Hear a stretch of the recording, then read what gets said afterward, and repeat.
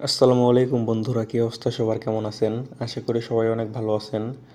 তো বন্ধুরা, দেখতে দেখতে ফেব্রুয়ারি মাস চলে আসার পথে জানুয়ারি মাসের মাঝামাঝি চলে এসেছে। এরই মধ্যে দুবাইয়ের ভিসা খোলা নিয়ে বিভিন্ন ধরনের খবর হয়ে গেছে। ইনশাল্লাহ অল্প দিনের মধ্যেই ফেব্রুয়ারির শুরু থেকে হয়তো বা দুবাইয়ের ভিসাগুলো পুরোপুরি চালু হয়ে যাবে। আর পুরোপুরি চালু না হলেও ভিজিট ভিসা চালু হয়ে যাবে।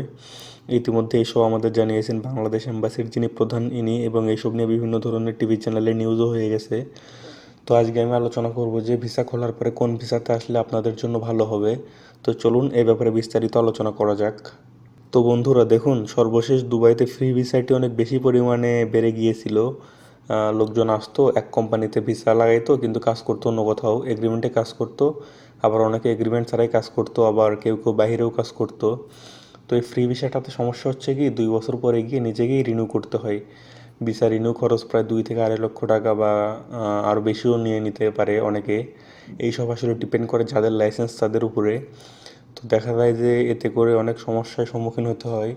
যাদের মালিকেরা কিছুটা সাহায্য করে ভিসা লাগানোর সময় বা ভিসা রিনিউ করার সময়, তাদের তো একটু উপকার হয়ে যায়। আর যাদের মালিকেরা সাহায্য করে না, তাদের অনেকটা সমস্যায় পড়তে হয়। তো আমি আপনাদের সাজেস্ট করব, আপনারা যদি কিছুদিন ওয়েট করেন এবং কোম্পানি ভিসা খোলা পর্যন্ত অপেক্ষা করতে পারেন, তাহলে সর্বোচ্চ ভালো হতো আপনাদের জন্য। অথবা ভিজিটা এসে যদি কোনো কোম্পানিতে ভিসা লাগিয়ে ফেলতে পারেন বা কোনো দোকানের ভিসা লাগিয়ে ফেলতে পারেন, সেটাও ভালো হতো।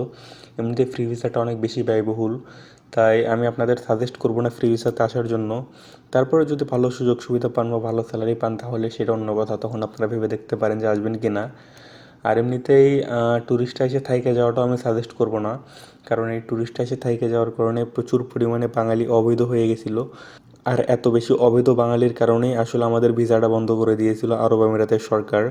তো তাই আমি আপনাদের সাজেস্ট করব যে আপনারা কিছুদিন অপেক্ষা করেন এবং দেখেন আরও কী কী ভিসা চালু হয়। যদি কোম্পানি ভিসা খুলে যায়, তাহলে আপনাদের আর থাকা খাওয়া কাজ কোনো কিছু নিয়ে কোনো সমস্যা হবে না। ভালো একটা কোম্পানি দেখে চলে আসতে পারলে আপনাদের আর ভিসা বা কোনো কিছু নিয়ে টেনশন করতে হবে না। তো বন্ধুরা, আজকের ভিডিওটি ছিল এই পর্যন্তই। আর দুবাই সম্পর্কে নিত্য নতুন আপডেট পেতে ও পরবর্তী ভিসা খোলার আপডেট পেতে আমাদের চ্যানেলটি সাবস্ক্রাইব করে আমাদের সঙ্গেই থাকবেন। ধন্যবাদ।